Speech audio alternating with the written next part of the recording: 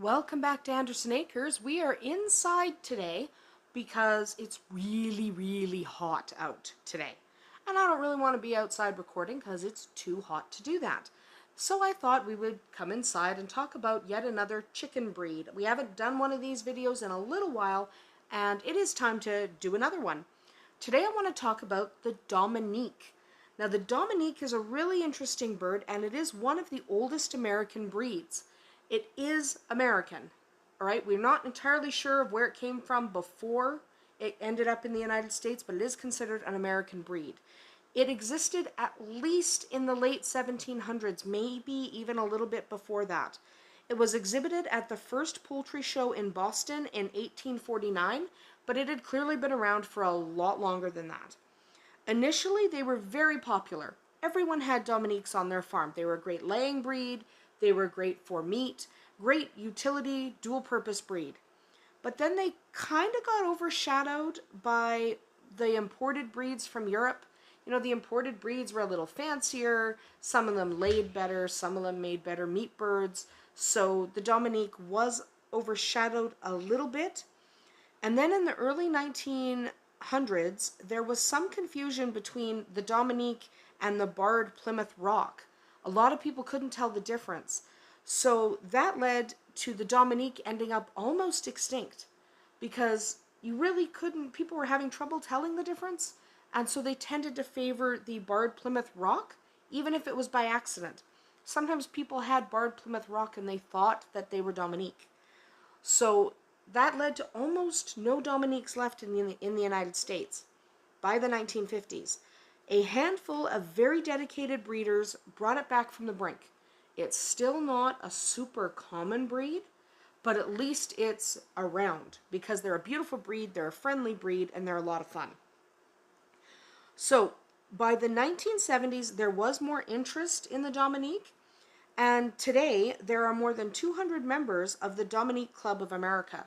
I know that doesn't sound like a lot, especially when you look at some of the other poultry clubs, and they sometimes have thousands of members. But for a breed that was almost extinct and had a hard time being distinguished from the Plymouth Rock, 200 is a pretty respectable number. So over 200 members now of the Dominique Club of America, and that's a really good thing.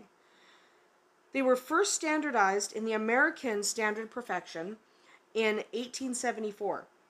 Many clubs formed over the years. Now, the Dominique Club of America was formed in 1973, but that's obviously not where the Dominique first came from. They had been around a long time, and a lot of clubs and associations representing the Dominique came and went. That's pretty common, especially in North America. You get clubs, and then they dissolve, and then a decade later, another club rises with a slightly different name, but a lot of the same people. That's pretty normal. So where did these guys come from? There's a little bit of confusion. We don't really know exactly where they came from initially. There's a theory that they maybe came from Dominica, brought by French sailors, but there's no evidence of that really. That's just something people think maybe happened because of its name, but there's no actual evidence. So we're not sure where they came from before they were in the United States, but we do know that they are considered an American breed. So there are a couple of other versions of the Dominique that were derived from the American breed, and one of them is the German version. There is a German Dominique. Now, the Germans wanted a smaller bird with longer tails and much tighter feathers. So that's what the German breed is. It looks quite different than most of the other Dominiques in the world. So it's quite a bit smaller, quite a bit tighter, has a more compact appearance, but still, very nice bird. In the UK, the Dominique first arrived in the UK in the 1870s, but then it disappeared entirely. So they weren't in the UK that long, and they were completely gone in very little time. So they were re-imported into the UK in 1984 from both the US and Germany. They're actually really similar to the US breed. In fact, sometimes you can't really tell the difference between the US and the UK Dominique. So they're usually the same. The SOP is pretty similar in both countries. The Dominique is incredibly rare in the UK. So if you thought it was rare in North America, you should go to the UK and try to find them. They're there, but it's not easy to find. So They do require a lot of conservation help in the UK in order to thrive, because there's just not a lot of them. So breeders have to work together to maintain their lines. But it's going well right now. So hopefully the Dominique continues to thrive in the UK and the US. They are a utility breed, and they're a dual purpose breed, so they're good for meat and they're good for eggs. So if you're looking for a breed that is attractive and can give you both meat and eggs, this one might be for you. They're a really friendly breed, and they're easy keepers. They're pretty good at free ranging. They tolerate confinement fine. So they're pretty flexible, and they're easy to raise. They're friendly birds. They're not overly aggressive. So if you are just getting into chickens and you like the way this particular breed looks, yeah, maybe you want to try this one out. If you can find them, remember they're rare, but they are definitely worth the try. They lay between 160 and 200 brown eggs a year. So no, they don't lay as much as a leghorn, but it's still a really respectable number. They're definitely decent layers. As for color, they all have the same color. If they're not this color, then they're not a Dominique.